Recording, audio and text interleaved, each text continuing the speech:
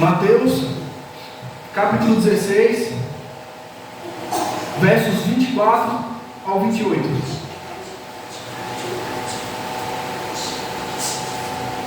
Assim diz o Senhor. Então disse Jesus a seus discípulos: se alguém quer vir após mim, a si mesmo se negue, tome a sua cruz e siga-me. Porquanto, quem quiser salvar a sua vida, perdê-la-á, e quem perder a vida por minha causa, achá-la-á. Pois que aproveitará o homem se ganhar o mundo inteiro e perder a sua alma? Ou que dará o homem em troca da sua alma? Porque o Filho do Homem há de vir na glória de seu Pai, com os seus anjos, e então retribuirá a cada um conforme as suas obras. Em verdade vos digo que alguns há dos que aqui se encontram, que de maneira nenhuma passarão pela morte, até que vejam vir o Filho do Homem no seu reino. Amém. Então, praticamente, irmãos, isso aqui é sobre o discipulado com Jesus. E esse é o nosso tema: o discipulado com Jesus. Discipulado é um processo pelo qual alguém se torna parecido, ou até mesmo igual ao seu mestre. Se você um dia decidisse, e eu sei que esse não é o caso, mas você decidisse assim: eu vou seguir Zé Carlos, eu vou segui-lo, eu vou fazer tudo que ele faz, logo você se tornaria igual a mim. Porém,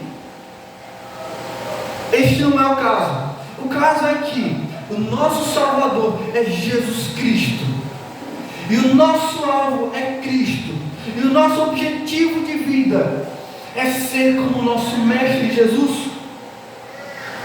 E essa é a nossa salvação, é nos parecer com Ele. Ele nos salva dos nossos pecados para nos aperfeiçoar e assim parecermos com Ele. Essa é a nossa caminhada cristã, essa é a nossa vida cristã, essa é a nossa luta cristã, essa é a nossa batalha cristã. Essa é a guerra contra a carne, o mundo e o diabo. Essa é a luta em que nós, pela fé, esperança e confiança somente no Senhor Jesus Cristo e através do Espírito Santo, nós permanecemos firmes até o fim, perseverantes. Só que é substância demais, irmãos. Nós não podemos esquecer disso. Depois que Jesus falou aos seus discípulos, isso nos versos anteriores, a sua missão, ele explica para eles o que haveria de acontecer com ele, indo para Jerusalém. Ele foi reprovado por Pedro. Pedro preocupado, tentando preservar a vida do seu mestre. Ele fala: de modo nenhum isso te acontecerá. Você não vai para Jerusalém, você não vai sofrer essas muitas coisas, você não vai morrer. Depois disso, o Senhor Jesus repreende Pedro, reprova o pensamento de Pedro. O pensamento de Pedro está alinhado com os pensamentos de um adversário de Deus. Não é à toa que ele foi chamado de Satanás, por estar pensando de forma contrária às coisas de Deus. E após tudo isso acontecer, Jesus passa a ensinar o preço do discipulado. Se para Pedro estava pensando em sua mente tão fraca, se para Pedro estava pensando que aquilo não poderia acontecer com seu mestre, agora o próprio mestre vai mostrar que não é somente necessário que ele sofra, mas que os seus discípulos precisam passar pelo mesmo caminho. Não um caminho de autoflagelo, de tortura pessoal, mas um caminho que nós não somente seremos perseguidos e afrontados e tentados abandonarmos a Cristo, mas também nós estamos sujeitos a estarmos trilhando um caminho de renúncias. E é basicamente isso que Jesus vai ensinar os seus discípulos. Nos versos 24 ao 26, renunciar a si mesmo. Esse é o discipulado com Jesus. Ser discípulo de Jesus, aprender com Jesus, viver com Jesus e para Jesus, passa por esta via, passa por este caminho. É um caminho de renúncia, de renunciar a nós mesmos. Isso era o que os discípulos dele precisavam entender. Era algo que Pedro não estava entendendo.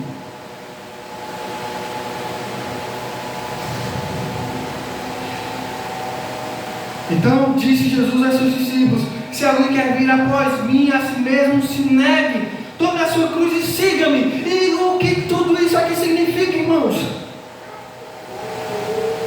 O que seria? Veja a prerrogativa de Jesus. Veja o que ele diz: olha, o que vai fazer de nós, discípulos? O que vai fazer de você, discípulo, discípula de Cristo? O que vai fazer? Veja, se alguém quer vir após mim, ou seja, se alguém quer ir adiante de mim, ir adiante do Mestre significa passar à frente dele. Passar à frente dele da maneira em que o discípulo passa a ter uma similaridade, uma aparência, uma concordância, uma coerência, de maneira que ambos passam a ser iguais. Se alguém quer vir após mim, isso aqui se referindo a segui-lo, a ter ele como mestre, a ser um discípulo dele, a aprender com ele, a viver com ele e viver para ele.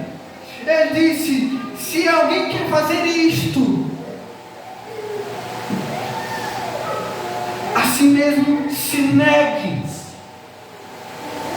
tome a sua cruz e siga-me. A si mesmo se negue. O que seria se negar? O que seria negar a nós? Aqui, negar a si mesmo, os intérpretes falam que é a negação do eu. Eu nego a mim. Eu nego a mim. E o que há em mim que precisa ser negado, rejeitado, deixado para trás? É as minhas vontades. São as vontades dos seus discípulos agora estão sujeitas ao seu mestre. Irmãos, se nós não entendermos isso, nós não estamos entendendo o que é a vida cristã. Se nós não entendermos isso, nós não estamos entendendo o que é viver para Cristo. Se nós não entendermos isso, nós estamos errando o alvo. E se percebendo, se você se percebe errando este alvo, se arrependa. Os discípulos precisavam entender que havia neles uma necessidade de autonegação. As vontades dos discípulos agora estão sujeitas à vontade do seu mestre.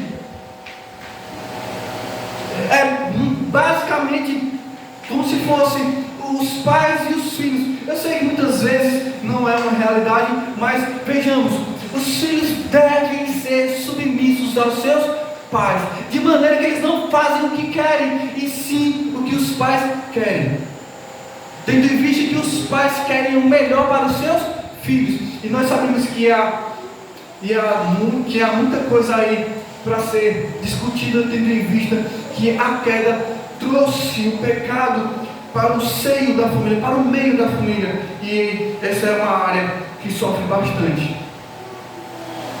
Que os pais falham com seus filhos, que seus filhos falham com seus pais, mas esse seria um assunto para uma outra mensagem. Mas o ponto é o dever de filhos para com os pais, submissão, a autoridade dos pais. Da mesma forma, a submissão de um discípulo ao seu mestre é de conhecer a vontade do seu mestre, conhecer a vontade do seu Senhor e assim fazê-la, cumpri-la. E não somente de uma submissão, mas ter prazer nisso. É um estilo de vida, é a forma de viver. Tome a sua cruz e siga-me. Siga Jesus carregando a cruz. Cruz aqui é instrumento de morte. É um instrumento de morte. E aqui, quando fala negar, ele usa outra palavra para se referir ao mesmo sentido. Ele fala, negue a si mesmo, tome a sua cruz. Ou seja, não somente você deve dizer não para muitas vontades que há no seu coração, na sua mente, e impulsos de sua carne, como também você precisa fazer morrer. Há vontades, há desejos em nós, em nossas mentes, nossos corações, impulsos de nossas carnes, que é necessário haver uma morte. Nós devemos dizer, eu não quero mais isso. É um abandono de tal forma que nós nos consideramos mortos.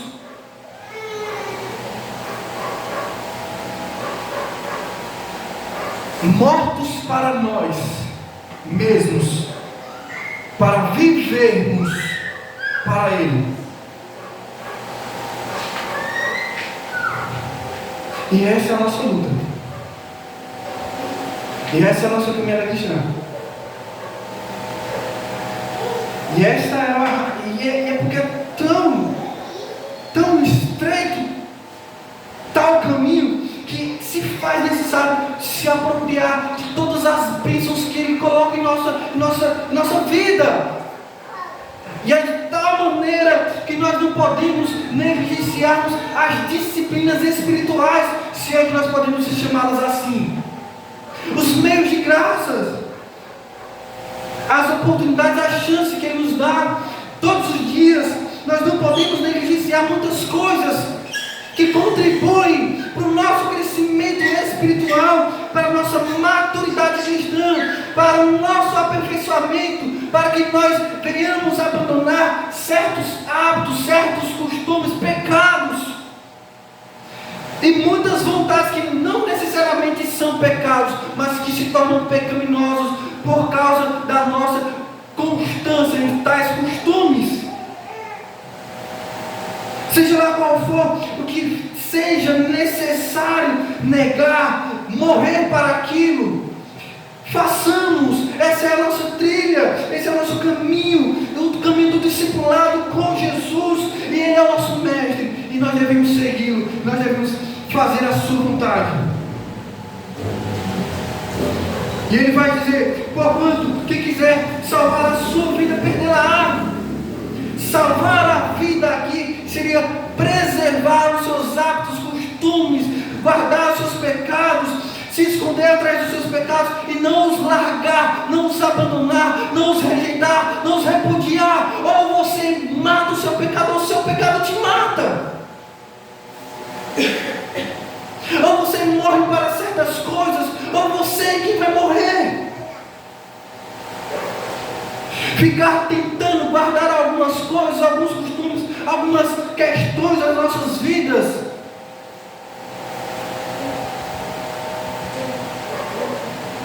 Há muitas coisas que nós precisamos repensar. Precisamos fazer uma autoanálise de nossa própria vida. Há limite. Ele não é o nosso Salvador para nós vivermos de forma desbandada. Pelo contrário, essa forma de viver, de preservar a vida, produz morte. Logo, o que Pedro estava falando, não, Senhor, de modo nenhum isso te acontecerá. Ele não queria que Jesus fosse aquilo que é o nosso Salvador. Se ele não morresse, se ele não fosse para a cruz, se ele não trilhasse tal caminho, se ele não levasse a sua própria cruz, se ele não assumisse a responsabilidade de morrer pelos nossos pecados, não seríamos salvos. Só essa forma de se poupar, de se preservar, é uma maneira de perder a vida. E Jesus está ensinando os seus discípulos para que Pedro, pensando que era necessário se poupar, não se sacrificar, Jesus agora se volta para os seus discípulos e fala: vocês, meus discípulos, terão que se sacrificar, porque a maneira de tentar guardar-se, preservar sua própria vida, conservar seus hábitos e costumes, fazer pecados, estimação, fazer pecados de estimação, guardá-los, isso é uma maneira de se perder. E aí ele fala: e quem perder a vida por minha causa, achará. Sendo Jesus a maneira de nós abandonarmos o nosso jeito de viver, é ganhar a vida. Vai valer a pena. Qualquer coisa que nós tenhamos que abandonar, qualquer coisa que nós devemos que deixar para trás, tendo em mente que é uma caminhada cristã, é uma vida. Até quando eu devo renunciar à minha vida? Até quando eu devo fazer renúncias? Até quando eu devo trilhar esse caminho de discipulado? A vida toda. Sempre haverá algo que nós precisamos rever, e sempre nós devemos estar atentos. Qual é o fio da navalha? Onde é que eu estou me arriscando? Onde é que eu posso tropeçar, que eu devo ter cuidado? É assim a vida toda. O discipulado do cristão é a vida toda, até que ele venha. Por isso, calma lá. Nós precisamos entender que tudo que deixamos para trás, por causa do amor de Cristo por nós, Ele nos amou com sua vida, nossa vida entregue em suas mãos para serem cuidadas por Ele. É uma maneira de nós abandonarmos o nosso jeito de viver e confiar somente nele. E essa confiança nele é a maneira de ganhar a vida. Por isso é necessário, irmãos, eu não sei você, mas veja, uma das coisas que eu mais li quando eu entreguei minha vida ao Senhor Jesus Cristo, uma das coisas que eu mais li foram os evangelhos. Eu nem tive o interesse de ler de Gênesis do Apocalipse. Essas coisas foram acontecendo posteriormente depois. Eu logo queria saber quem era Jesus, queria conhecer Jesus, eu queria saber como Ele entrou nesse mundo, o que Ele ensinou, e a quem Ele ensinou, como Ele tratou as pessoas, como Ele tratou os religiosos, como Ele tratou os pecadores. Todas essas coisas foram minha maior ambição no início da minha caminhada cristã. Isso se faz necessário, nós precisamos conhecer o nosso Mestre. Não somente saber quem Ele é, mas saber o que Ele quer de nós. E veja o que Ele quer de nós: renúncias. Negando a nós mesmos.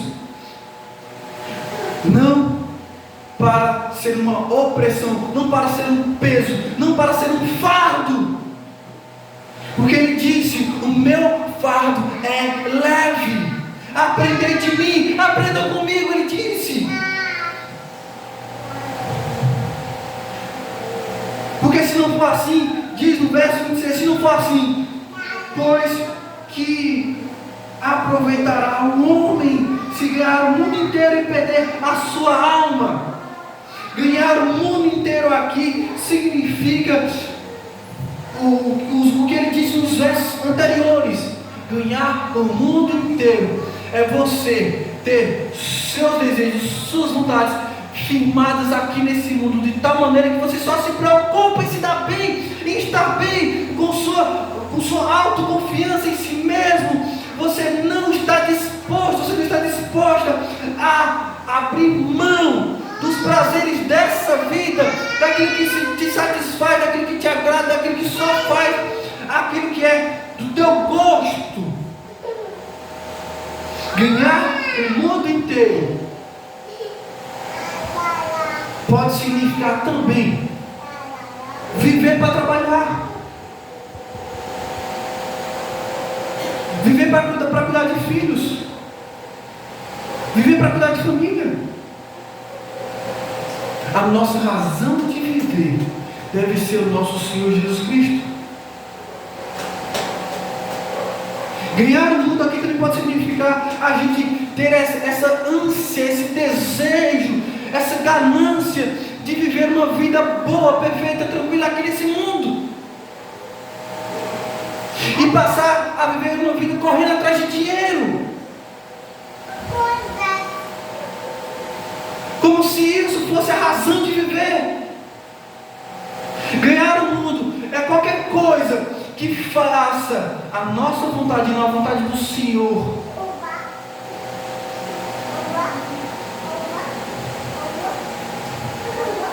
Ganhar o mundo para perder a alma. O que dará ao homem em troca da sua alma? Dará o homem em troca da sua alma, ou seja, percebendo que está perdendo a sua alma, o que você pode dar em troca?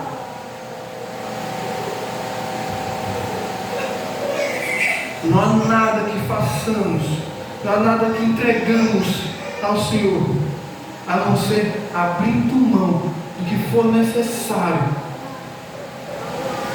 para ter vida nele, para ganhar a vida, para achar a vida nele, e assim sermos achados nele e nele somente. O discipulado com Jesus não é somente de renúncias, mas o chamado, que nós temos através do Evangelho para sermos discípulos de Jesus, nos traz também privilégio de encontrá-lo e vê-lo, e viver com Ele e para Ele eternamente. Os nossos esforços trarão recompensas. Vejamos o que diz nos versos 27 e 28. Porque o Filho do Homem há de vir na glória de seu Pai com os seus anjos, e então retribuirá a cada um conforme as suas obras. Retribuirá a cada um conforme as suas obras. Esse é um dos textos que as pessoas têm muita dificuldade a entender. Se a salvação é pela fé e arrependimento, obedecendo os mandamentos dele, e não é por nada do que fazemos, então por que ele vai retribuir a cada um conforme as suas obras?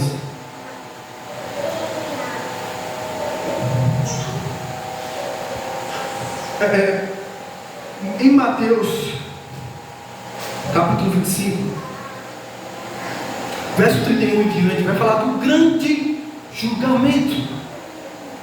E algo que nós precisamos entender é o seguinte: a nossa salvação é pela fé, somente pela fé.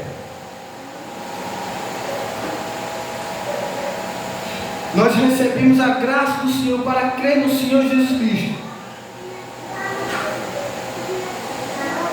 E é assim. E é dessa maneira. Agora, veja, é a questão do julgamento, a questão é do juízo, a questão é como Ele vai nos avaliar. Para sermos salvos é somente pela fé e confiança em Jesus Cristo. Mas quando Ele voltar para retribuir a cada um conforme as suas obras, e aqui se refere a um julgamento, aí sim Ele vai avaliar cada um conforme as suas obras. Porque a nossa fé no Senhor Jesus Cristo, ela nos move a viver a vontade de Deus de tal maneira que nós fazemos a vontade de Deus, realizando boas obras. E essas são as evidências. Essa é a prova. A forma que vivemos, a forma que vivemos, a forma que vivamos, vai dizer se eu vivi um discipulado com Jesus ou não. Se você viveu um discipulado com Jesus ou não. E retribuir a cada um conforme as suas obras, primeiramente, está relacionado ao que ele disse anteriormente. O discípulo que não está disposto a negar a si mesmo, pagará por não, será recompensado por não negar a si mesmo. E os discípulos que entenderam e trilharam esse caminho de negar a si mesmo, serão recompensados conforme essa caminhada de negar a si mesmo. E assim será feita a distinção dos discípulos verdadeiros e dos discípulos falsos, o ímpio, o perverso, do santo discípulo. Nós já tratamos isso no capítulo 25.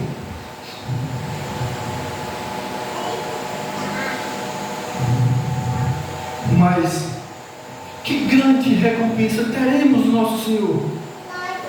Não há esforço nenhum da nossa parte para trilharmos a caminhada do discipulado com Jesus Cristo, que não sejamos recompensados e bem recompensados por Ele, nosso Mestre.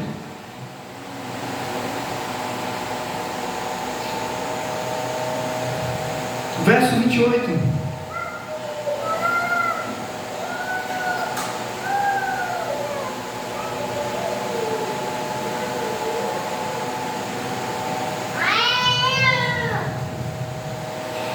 Em verdade vos digo que alguns há dos que aqui se encontram, que de maneira nenhuma passarão pela morte até que vejam vir o Filho do Homem no seu reino.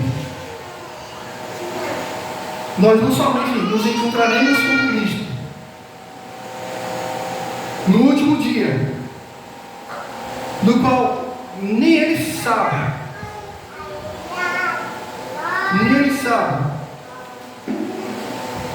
de acordo com o Evangelho de Mateus, capítulo 24,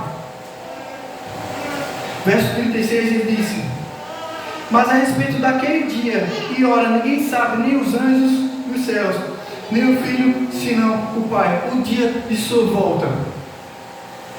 Mas Ele prometeu, Ele voltará, e nós iremos nos encontrar com Ele.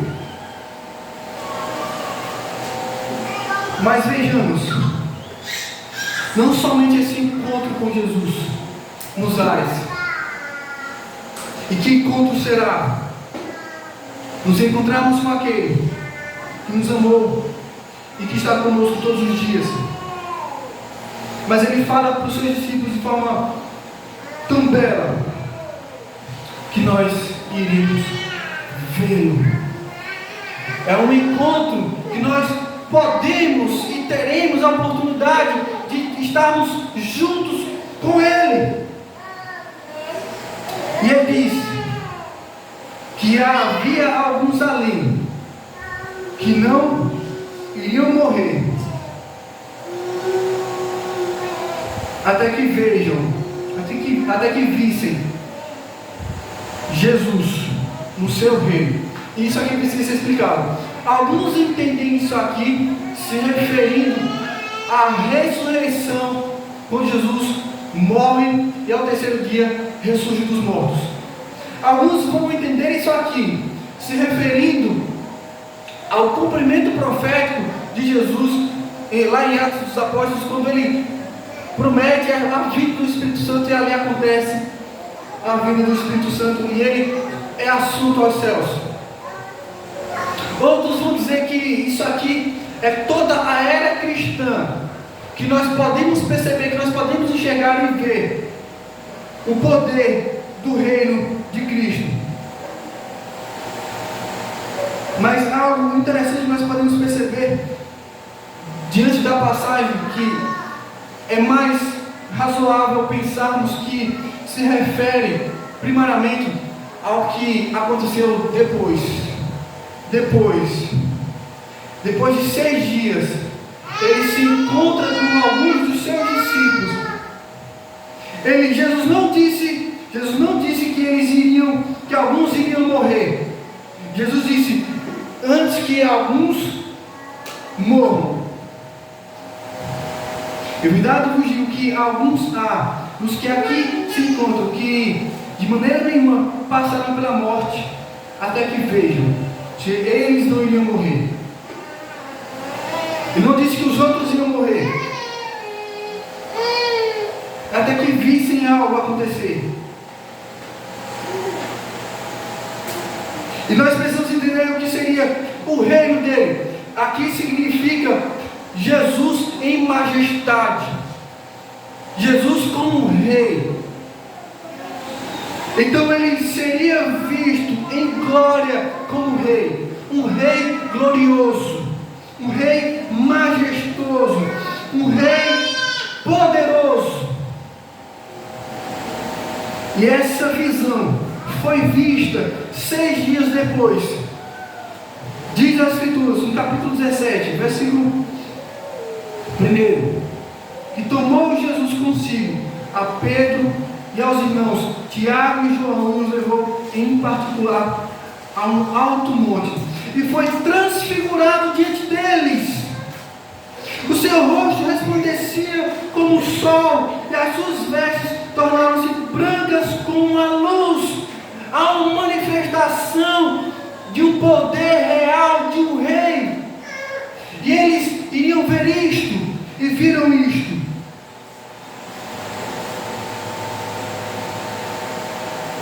Foi apenas um vislumbre da majestade do nosso grande rei. E quando chegar o último dia, sim, nós nos encontraríamos com o nosso grande rei. Sim, como diz Mateus 25, verso 31: quando vier o Filho do Homem na sua majestade, e todos os anjos com ele, então se assentará no trono da sua glória, a glória que o Pai concedeu a ele, a glória que o Pai concedeu a ele. Ele disse que havia de vir na glória do seu Pai, glória que o Pai deu a ele, e ele será visto, e nós nos encontraremos com ele. Certamente nós nos encontraremos com ele. Então vejamos, o discipulado com Jesus não é somente de renúncias, e também há privilégios tais, indizíveis. Nós não fazemos ideia do que será esse grande dia, de como será nesse grande dia. Depois de sofrermos o que tivermos de sofrer nesse mundo, depois de enfrentarmos o que tivermos de enfrentar nesse mundo, depois de vencermos o que tivermos de vencer nesse mundo, depois de lutarmos com todas as nossas forças, esperança, confiança, fé e poder do Espírito Santo, dedicando nossa vida a Ele, sem vacilar, correndo a carreira da fé, como quem corre para chegar na linha de chegada e ser campeão de uma corrida. Assim nós estamos correndo a carreira da fé, rumo à mansão celestial, rumo ao encontro com Ele. E nós nos encontraremos e nós o veremos. Enquanto isso não acontece, irmãos, duas coisas para nos ensinar rapidamente. Primeiro, Sabe que somente assim uma vida cristã é construída. É somente através de renúncias. A nossa vida cristã ela está sendo edificada na doutrina, no entendimento de quem é Jesus, na sua obra por nós, na sua morte e ressurreição, pelos nossos pecados, seus ensinamentos para seguirmos. Somente assim uma vida cristã é construída, pois a morte dele pela nossa vida nos faz e deve nos fazer renunciar a nós mesmos. A sua vida, a minha vida, deve ser trilhada através de renúncias. E essa é a prova do nosso discipulado. Esse vai provar que nós estamos vivendo uma vida de discípulo de Jesus, uma vida cristã. Segunda coisa, a vida cristã, como eu já disse, ela não é só feita de renúncias, mas muito mais que isso. Não é só isso, é muito mais que isso.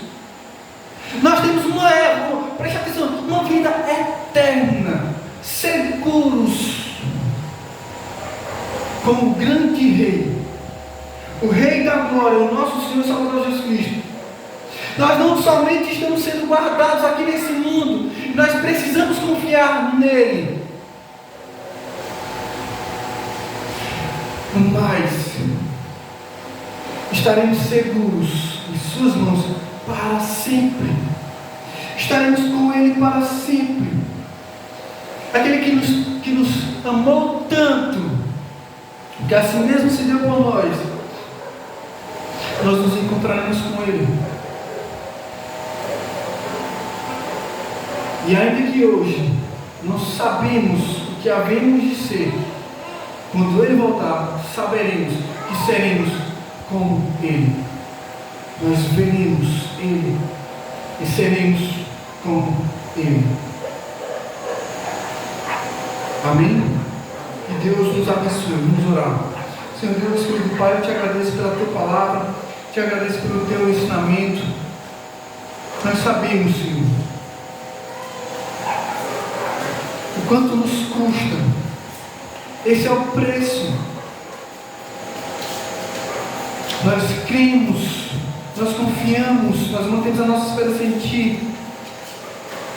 Mas após ingressarmos nessa caminhada de fé, nós precisamos entender que nós estamos sendo discipulados por Jesus. Nós estamos aprendendo a viver nesse mundo com Jesus, o nosso Senhor. E todas as coisas que Ele deixou foi para que nós seguíssemos os seus passos. Ele mesmo nos deixou o exemplo. Nos ajuda, Senhor. Nos ajuda, Espírito Santo, para seguirmos Jesus de forma fiel. Pois aquele que prometeu todas as coisas é fiel para cumprir.